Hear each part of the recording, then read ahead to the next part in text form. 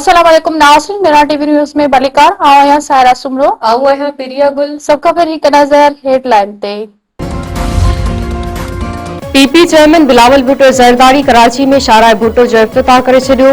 बिलावल भुट्टो ज़रदारी शाहराह भुट्टो जो सफ़र करे टूल टैक्स बि अदा कयो।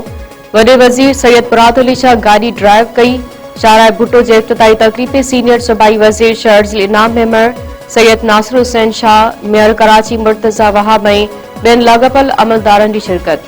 पीपी चेयरमैन बिलावल भुट्टो ज़रदारी चयो आहे त शाहराह भुट्टो जो शुमार पाकिस्तान जी बहितरीन शाहराउनि में थींदो आहे। परडी खाते जे तर्जुमान ताहिर हुसैन अंदराबी चयो आहे त पाक अफ़गान राॻापनि में छिकताण जो बुनियादी कारण दहशतगर्दी आहे। तालिबान हुकूमत दहशतगर्दनि जी सौलतकार आहे या बचाए पई। तालिबान हुकूमत लिखत में ख़ातिरी कराए त अफ़गान सरज़मीन पाकिस्तान में दहशतगर्दी लाइ इस्तेमाल न थींदी। मीडिया के हफ़्तेवार ब्रीफिंग में परडी खाते जे तर्जुमान वधीक चयो आहे त सिंध तास मुआहदे ते भारत कानूननि जी भनकड़ी पियो करे। पाकिस्तान पंहिंजे हिसे जे पाणी जे हिक फुड़े ते बि सौदेबाज़ी न कंदो। पाकिस्तान तकरारनि जे हल लाइ सौलतकार ऐं ट्याकड़ जो किरदार अदा करे रहियो आहे।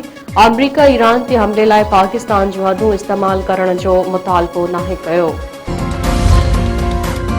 वफाकी गृह वज़ीर मोहसिन नकवी जी ईरानी परडे वज़ीर अब्बास इराक़ची सां मुलाक़ात। ईरान अमरीका जंग जे ख़ात्मे लाइ मसूदनि ते तफ़सीली ॻाल्हि ॿोल। मोहसिन नकवी ऐं अब्बास इराक़ची पारां अमन क़ाइम करण ते तरीक़ेकार ते गौर। ज़रीन जो चवणु आहे त वफाकी गृह वज़ीर मोहसिन नकवी अॼु बि तेहरान में ई रहंदो। अमरीकी सदर डोनाल्ड ट्रंप जे ईरानी तहज़ीब तबाह करण जी धमकी जो मतिलबु एटमी हमलो वरितो वियो।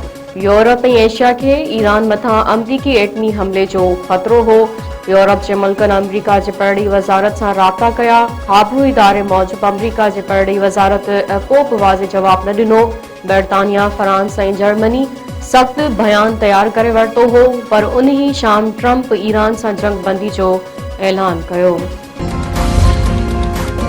ईरान पारां जंग बंदी मंजमंद असासनि जी वापसी ऐं सामूंडी तहफ़ुज़ जो मुतालबो। तेहरान एटमी प्रोग्राम जे हवाले सां हलंदड़ अफ़वाहुनि खे रद्द करे छॾियो। ईरान जे परडी तर्जुमान इस्माइल बकाई चयो आहे त अमरीका जो धमकी वारो रवैयो बेअसर रहंदो। पीपी चेयरमैन बिलावल भुट्टो ज़रदारी कुछ देर में शाहराह भुट्टो जो इफ्तिताह कंदो। वॾे वज़ीर सैयद मुराद अली शाह चयो आहे त शाहराह भुट्टो कराची जे लाइ गेम चेंजर आहे। मंसूबो पीपी जो शेरनि लाइ अज़ीम तोहफ़ो आहे। मीडिया सां ॻाल्हाईंदे वॾे वज़ीर वधीक चयो आहे त क़यूमाबाद खां काठोड़ ताईं शाहराह भुट्टो